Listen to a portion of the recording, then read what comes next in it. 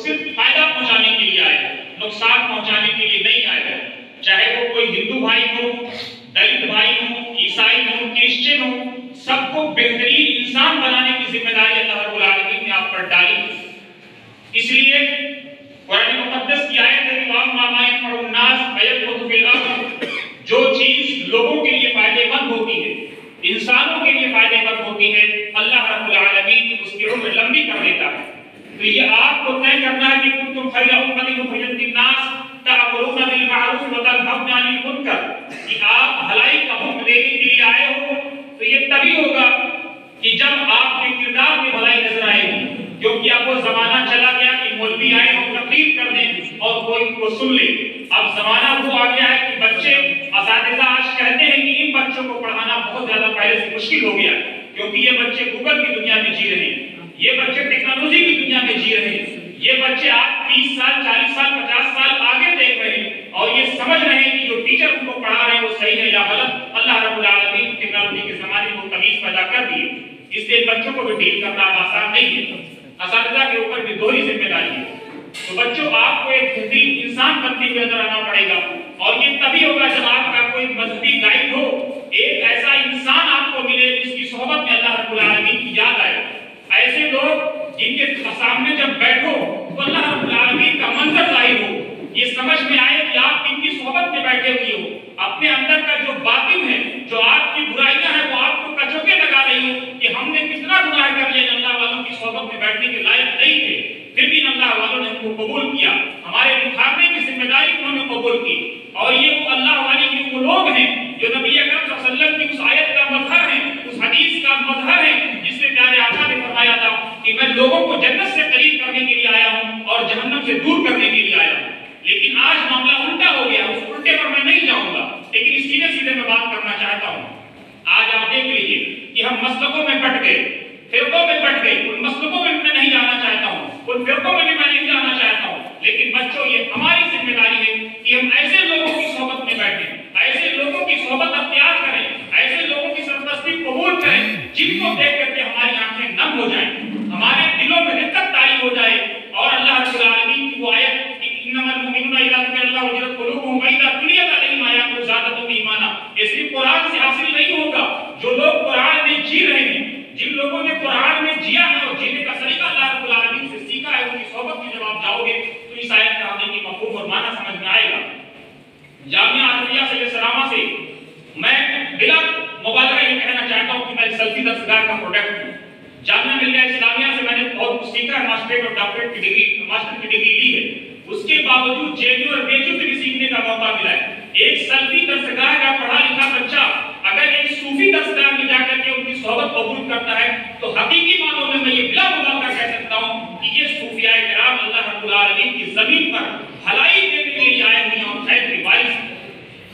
اس میں کوئی مبالغہ نہیں۔ ہمارے سلفی دوست ہم سے کہتے ہیں کہ احمد تم گناہ ہو گئے، مجھے اس گناہ کی کوئی فکر نہیں ہے۔ میں ڈنڈے کی چوٹ پریکٹس اسکول کے مومنٹ میں یہ کہنا چاہ رہا ہوں کہ ہم لوگ جب حضور داعی اسلام کی صحبت میں بیٹھتے ہیں تو آنکھوں سے آنسو جاری ہو جاتے ہیں، دل موم ہو جاتا ہے، اور یہ احساس ہوتا ہے کہ ہم نے زندگی میں کتنے فکر کیے ہیں۔ اگر اللہ رب العالمین نے ان فکروں میں پردہ نہیں ڈالا تو مفتی کتاب الدین دین صاحب نے نے کل فرمایا تھا کہ رات کی تاریکی بھی شرما جائے گی ہمارے گناہوں کی یاد۔ عزیزان من، جامعہ عربیہ سے سلامہ حضور داعی اسلام کی نہ صرف تعلیمی درسگاہ ہے بلکہ ایک روحانی مرکز ہے۔ آج کے چند سال پہلے جب کیرلا کے موجودہ گورنر آئے محمد خان صاحب تشریف لے گئے تو انہوں نے جامعہ عربیہ کے بارے میں فرمایا ایک ایسا انسان جس کو کہا جاتا ہے کہ وہ عالم بیزار ہے، جس پہ یہ لیبل لگا ہے کہ وہ مدرسہ بیزار ہے، جس پہ یہ لیبل لگا ہے کہ وہ اسلام اور مسلمانوں کے خلاف بات کرتے ہیں، لیکن جب وہ جامعہ عربیہ کے کیمپس میں تشریف لے گئے تو انہوں نے اپنے تمام ملنے جلنے والوں سے کہا کہ اگر آپ مکہ مدینہ نہیں جا سکتے ہو، آپ کے پاس اللہ رب العالمین نے اتنا سرمایہ نہیں دیا ہے، تو کم سے کم اس روحانی درسگاہ میں آ کر کے یہ سیکھو کہ اللہ رب العالمین کے بندے کیسے اللہ رب رسول صلی اللہ علیہ وسلم کی زندگی کو گزار رہے ہیں اور اس میں جینے کا طریقہ سکھا رہے ہیں۔ دوستو یہ تب آپ کو ملے گا جب آپ اس درسگاہ میں جاؤ گے، کیونکہ باتیں کرنے سے نہیں ہوتا ہے، اس کے لیے حضور داعی اسلام فرماتے ہیں کہ وقت کی بھی زکات نکالنی پڑتی ہے، جیسے مال کی زکات، چیزوں کی زکات، اسی طرح سے وقت کی بھی زکات نکالنی پڑتی ہے کہ کچھ وقت آپ کو نکالنا پڑے گا کہ جا کر کے وہاں اللہ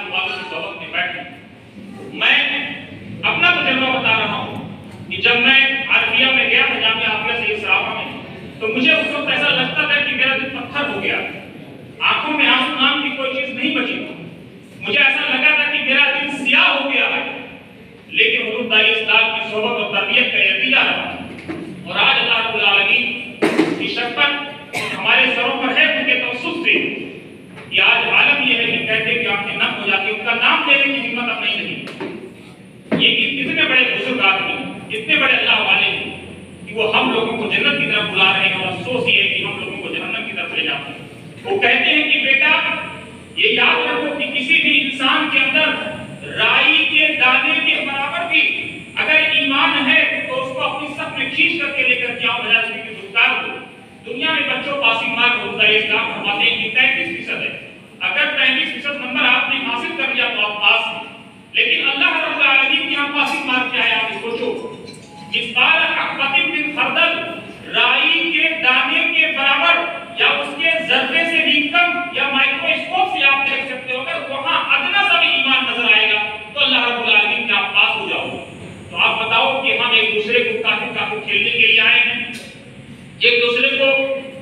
نکارنے کے لیے آئے ہیں, ایک دوسرے کے لیے غیبت, حسد, کینہ, بغض اور عداوت کرنے کے لیے آئے ہیں, یا صرف اور صرف اللہ رب العالمین نے ہمیں اس دنیا میں اس لیے بھیجا ہے تاکہ ہم خیر امت کا پروانہ ہوں. حضور داعی اسلام نے ایک بڑی پیاری چیز ایک محفل میں فرمائی, بلکہ ان کے صاحبزادے جو کہ جب کسی کے تعلق سے کوئی چیز آتی ہے سامنے تب سمجھ میں آتا ہے کہ اس کی تربیت کیا, اس کی اصلیت کیا. آج ہم میں سے اکثر کے گھروں میں ایسی ہو. ہمارے دوست بڑے بھائی حسین سعید صفی صاحب نے ایک موقع پہ فرمایا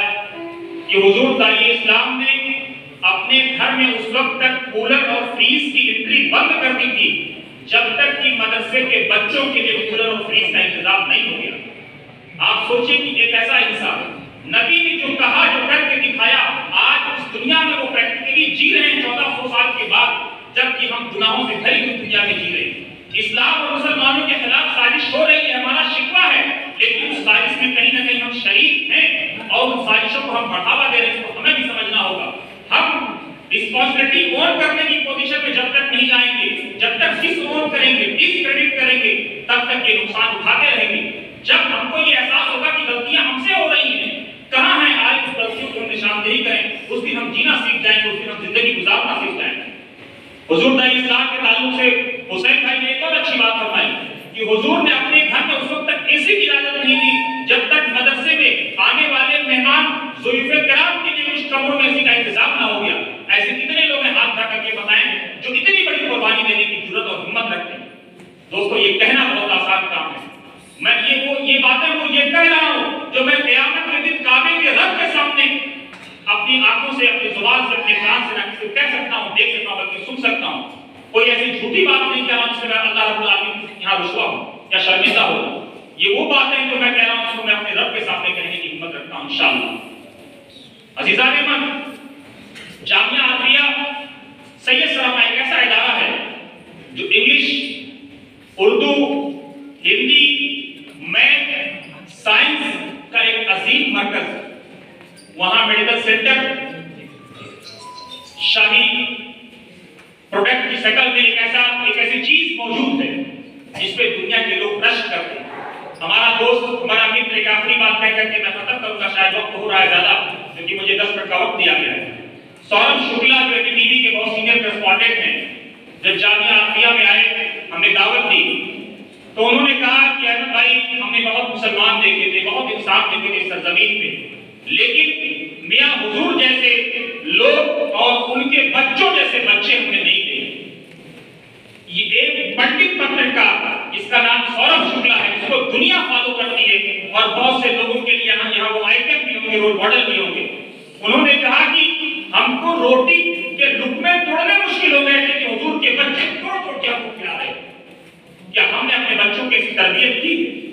کیا ہم نے اپنے بچوں کو ایسا جینا سکھایا ہے؟ یہ ہمیں اور آپ کو طے کرنا ہوگا بچوں. کیوں؟ کیونکہ جب تک ہم اپنے بزرگوں کی, اپنے بڑوں کی, اپنے چھوٹوں کی, اپنے بچڑوں کی, اپنے مجلوں کی ان کی عزت نہیں کریں گے, ان کا اکرام نہیں کریں گے, ان کا احترام نہیں کریں گے, تب تک ہم ترقی نہیں کر سکتے. اگر اس ملک میں آپ جینا چاہتے ہیں, عزت کے ساتھ جینا چاہتے ہیں, پیار کے ساتھ جینا چاہتے ہیں, تو میں ایک آخری بات 3 چیزیں کہہ کر کے ختم کروں گا کہ آپ انفاق کی عادت ڈال لیجیے. پروفیسر گریش چندر ترپاٹھی جو ہمارے بیچی میں وائس چانسلر ہوا کرتے تھے, انہوں نے ایک موقع پہ فرمایا کہ احمد بھائی مسلمانوں کی ذلت کا کارن یہ ہے کہ جب تک وہ اس وقت دینے کی پوزیشن میں تھے تو دنیا یہی داڑھی, یہی ٹوپی, یہی جوتے, یہی دستار, یہی لباس یورپی یونیورسٹیز میں ماڈرن ڈریس کے طور پہ جانے جاتے تھے. جب انہوں نے ہاتھ ایسے کر دیا تو یہی داڑھی، یہی ٹوپی، یہی جبے آتنکواد کی علامت بن گئے۔ تو عزیزوں، آپ کو خرچ کرنے کی عادت ڈالنی پڑے گی۔ 1000، 1 روپے، 2 روپے، 5 روپے، جتنی جس کی حیثیت ہے اس حساب سے وہ خرچ کرنے کر رہا ہے اور اپنے بھائیوں کو سپورٹ کرے۔ دوسری بات، اکرام، آپ لوگوں کو کھلانے کی عادت ڈالیں۔ آپ دعوتوں کا اہتمام کریے، کن کے لیے؟ روزہ کے لیے نہیں، وَأَمَّا السَّائِلَ فَلَا تَنْهَرْ، غریبوں کے لیے، یتیموں کے لیے، مسکینوں کے لیے، کیونکہ یہ دعوت نبوی ہے اور یہ فرمان نبوی ہے کہ کسی یتیم کو اللہ کے رسول صلی اللہ علیہ وسلم مت چھاڑیے۔ تو بس میرا وقت ختم ہو گیا، میں بہت معافی کے ساتھ کہ میں نے زیادہ وقت لیا۔ عزیزوں، ایک آخری بات کہ گواہ دی ہم نے جو اسلاف سے میراث پائی